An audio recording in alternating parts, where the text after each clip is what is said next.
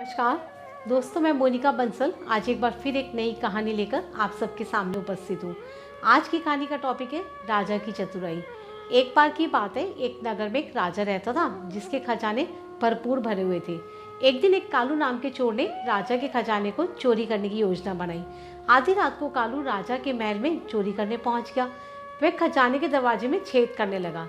राजा भी उस समय जगा हुआ था। उसे कुछ आवाज़ सुनाई दी।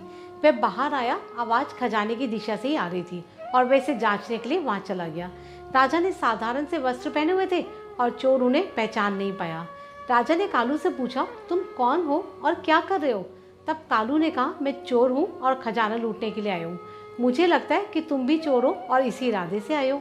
कोई नहीं, हम दोनों साथ ही साथ अंदर चलकर सारा खजाना लूट लेते हैं और खजाने का आधा आधा हिस्सा कर लेंगे। उन्होंने ऐसे ही किया। खजाने का सारा पैसा और ज्वारात लूटकर आधा आधा बांट लिया। वहाँ हीरे के 3 टुकड़े भी पड़े हुए थे। चोर ने कहा, इन टुकड़ों को दोनों में कैसे बांटेंगे? तब राजा ने सुझाव दिया कि इन टुकड़ों में से एक गरीब राजा के लिए छोड़ देते हैं और एक एक हम रख लेते हैं। चोर इस बात पर राजी हो गया। जब चोर अपना हिस्सा लेकर जाने लगा तब राजा ने उससे उसका नाम और पता पूछा। कालू ने सच बोलने की कसम खा रखी थी, इसलिए उसने सब कुछ सच सच बता दिया। राजा ने अपना हिस्सा लिया और उसे अपने कमरे में छुपा दिया। अगली सुबह उसने अपने प्रमुख मंत्री को खजाने का निरीक्षण करने के लिए कहा। मंत्री ने निरीक्षण करते वक्त देखा कि सारा खजाना खाली हो गया, केवल हीरे का एक ही टुकड़ा बचा हुआ है।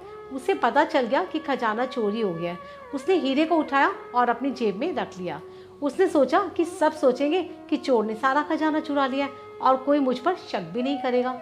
मंत्री ने राजा को सारी बात बताई कि सारा खजाना चोरी हो चुका है, कुछ भी नहीं बचा है। राजा ने अपने सिपाहियों को बोला कि वे कालू को पकड़कर दरबार में लेकर आए। सिपाहियों ने ऐसे ही किया। जब कालू दरबार में पहुंचा तो वह राजा को पहचान नहीं पाया कि यह उसका चोर साथी ही है। राजा ने उससे पूछा कि क्या तुम वही चोर हो जिसने सारा खजाना लूटा है और कुछ भी नहीं छोड़ा है? कालू ने सच सच बता दिया कि मैंने आधा खजाना लूटा है और आधा मेरे साथी ने लूटा है। मैंने अपने साथी चोर की सलाह पर वहाँ पर एक हीरे का टुकड़ा आपके लिए छोड़ दिया था और वो टुकड़ा वहीं पर ही होगा। मंत्री ने राजा से कहा कि यह चोर झूठ बोल रहा है, मैंने खुद जांचा है, वहाँ पर कुछ भी नहीं था। राजा ने अपने सिपाहियों से कहा कि वे मंत्री की तलाशी ले। तलाशी के वक्त मंत्री की जेब से वो हीरे का टुकड़ा मिल गया। इस प्रकार राजा ने अपनी चतुराई से अपना खजाना भी बचा लिया और अपने मंत्री की वफादारी के बारे में पता लगा लिया कि असली चोर कौन था।